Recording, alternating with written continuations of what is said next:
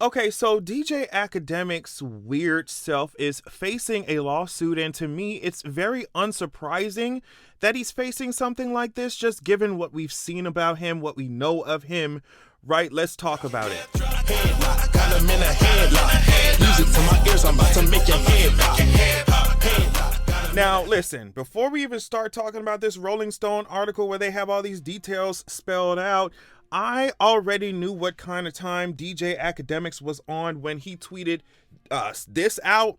You know what I mean? I already knew what type of timing he was on. So, like I said, the fact that this is coming out, this lawsuit has come out, has been filed against him, is not surprising to me at all. This is coming from Rolling Stone. As usual, the link to this article will be in the description. DJ Academics is facing a new lawsuit accusing him of R-word, SA, and defamation. And to me, it's wild, right? Because we already knew, like I said, we already knew that DJ Academics, the way that he talks, the way he conducts himself, the things that we've seen online come out, it's just like, yeah, the people who watch him consistently and follow his stuff already know that this is the kind of person that he is. So I definitely do not expect this lawsuit to seriously affect his viewership or anything like that. Like, if anything, it will bolster it. Like, it's just, isn't that strange? That's so strange. But that's his audience. The lawsuit was obtained by Rolling Stone. It was filed by Zaya Abashi, who dated DJ Academics' real name, Livingston Allen, after meeting him online in 2021. Now, Livingston Allen is a Jamaican name if I ever heard one, okay? Speaking as somebody who has a bunch of Jamaican family members that has Jamaican roots, I'm just like, Livingston and Allen? Both of those names? I mean, extremely Jamaican. Anyway, you putting shame, you bringing shame, DJ Academics, to Jamaicans everywhere. Now, the alleged victim claims that on July 16th, 2022, DJ Academics contacted her and invited her to his house in New Jersey. She didn't expect anything or any ill intentions, even though they allegedly hadn't seen each other for almost a year. Now, when she arrived, however, she was met by two men identified as John Doe 1 and John Doe 2, whom she did not expect to be there. Abashi claims that the two men drugged her drink and piled her with alcohol before assaulting and R-wording her on Allen's pool deck. Now, I'll get back to the whole pool deck situation because apparently DJ Academics referenced the event and acted like he wasn't there or wasn't participating in this pool deck assault. Now, the victim says the drugs impacted her memory and caused her to lose consciousness. According to the lawsuit, she claims she was later woken up at around 4 a.m. in a bedroom by Allen, by DJ Academics, who was apparently pulling her hair, etc., still brutally assaulting her. She was apparently crying for most of this assault, but losing her ability to move physically. She was imploring him to just stop.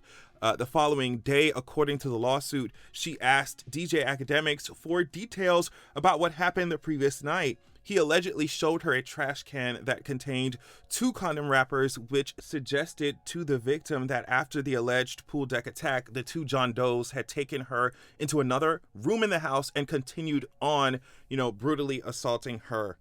She also claimed that DJ Academics showed her the surveillance footage of the alleged pool deck attack. According to the victim, as she watched the video, she looked like she was just lying there lifeless, which did not sit right with her. According to the text messages included in the lawsuit later that day on July 17th, DJ Academics told Abashi to get tested and said that he would do the same. She found it odd. She found the statement odd. And the lawsuit argues that the text was proof that Allen, who had not slept with her for over a year, engaged in unprotected sexual intercourse with her that night. So keep in mind that these text messages are included in the lawsuit, which is just like, I wonder what other evidence, what other documents are included in this lawsuit, because DJ Academics is over here literally talking about the alleged incident. Later on, I'm gonna talk about this recorded wire call that apparently the victim sat down for, which DJ Akademiks was just talking and talking and talking, right? So after contacting her lawyer for advice, she went to the police. Authorities first told her to visit a hospital for, of course, a kit, which she did. The kit purportedly led to the discovery of traces of of DJ Akademics fluids, girl. So it's just like, you got text messages, you got the kit. Apparently, she spoke with the authorities in person and photographs were taken of her bruises. So you got text messages, you got a kit, you got photographs of the bruises. It's not looking good for you, DJ.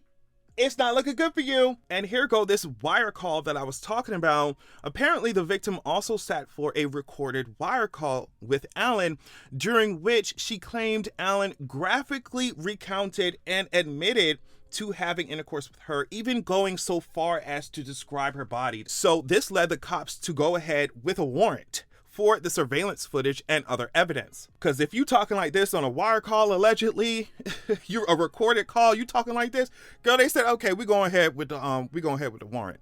Now, the victim later claimed that Alan disposed of several items, bed sheets, etc., at the dumpster near his office.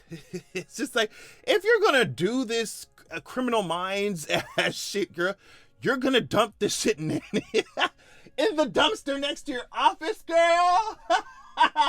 Like, if you're already gonna do especially heinous crimes, right? Like, if you're already going to be this menace to society, you wouldn't even be a smart menace, bitch. You put that shit in the dumpster next to your office. Girl, get out my face. So yeah, a dumpster near his office. Presumably, he was trying to attempt to destroy evidence. Now, despite taking her allegations to the police, she had initially chosen silence, but after both she and Alan addressed the incident on social media, I guess things changed. DJ Akademiks did not reply to Rolling Stone's request for comment. Duh. I mean, but then listen to this. He went on to his live stream, Rumble live stream, to talk about it.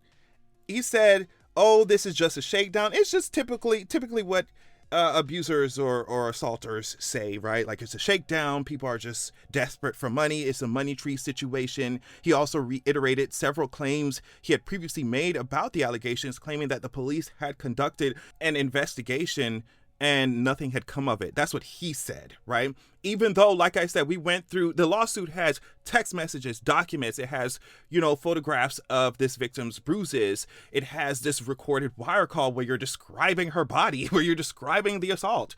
So it's just like, for you to sit up in our faces and really think that we're going to believe that the police went and got a warrant and everything, and they just came and looked at the security footage that the victim has been describing in the lawsuit and looked in your face and said, "Oh, well, there's nothing that we can prove, nothing to come of it." Like, I understand that the justice system is really messed up when it comes to victims of SA and all that stuff, but like, girl, it's just, you're gonna have to come harder than this. Especially with all the things that this article is saying that the lawsuit already has on your ass.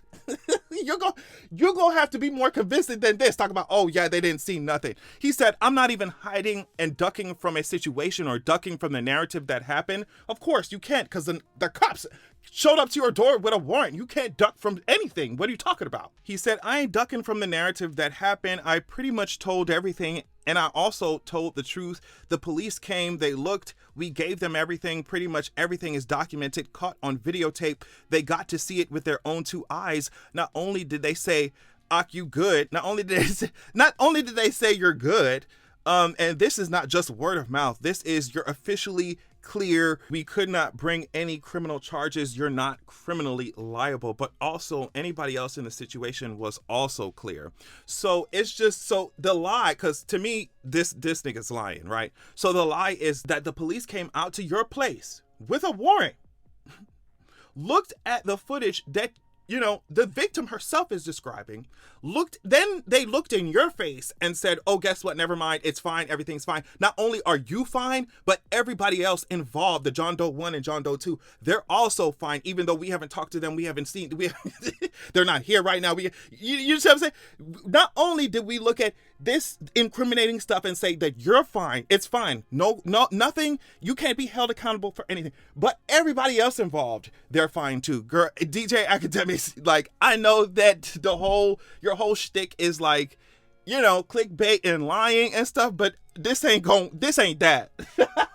This ain't that, babes. You gotta come harder than that. Then he went on saying, the things that fall in my favor happen to be the truth, video footage, text messages, everything that the prosecutor who could have potentially looked into this all reviewed and said, we don't have enough to even go forward. That's just facts. And it's just like, okay, well, if it's just facts, then you shouldn't be up here shaking in your boots about this lawsuit. Like, if it's just facts that they can't find anything, then this lawsuit shouldn't even be on your mind anyway. But clearly it is, because I also saw that he apparently said in one of his streams, if I go down, I'm bringing everybody else down with me, essentially. Like, I'm paraphrasing, but he was like, if I go down, everybody else coming down with me.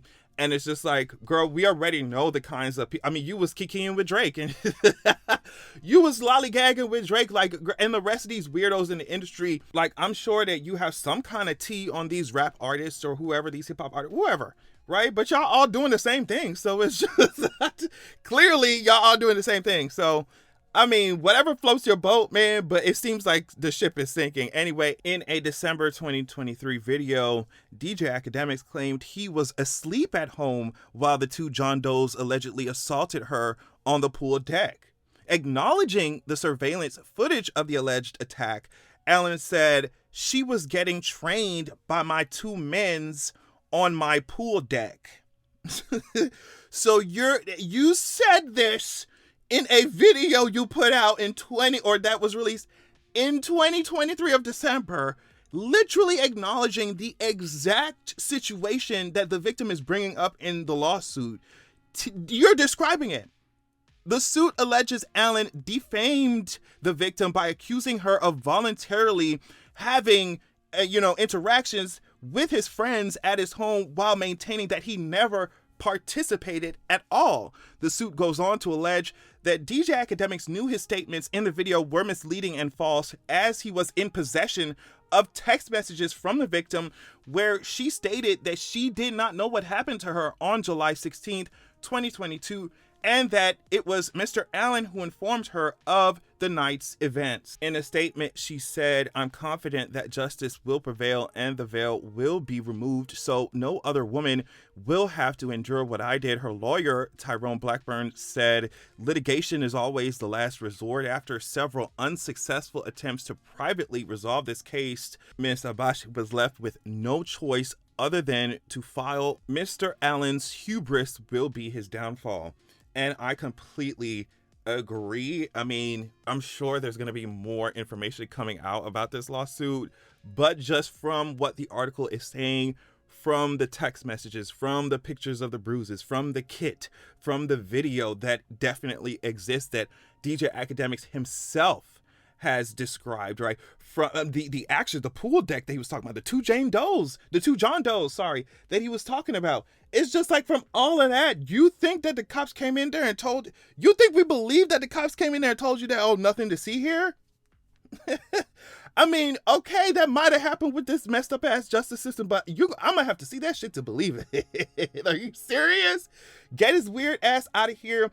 And honestly, like I said, these kinds of things are so interesting to watch unfold, because we already knew, at least for me, based off of what I've seen about DJ Akademiks and what I heard him say, right? What I've seen him say, I am not surprised that that he's facing this kind of thing.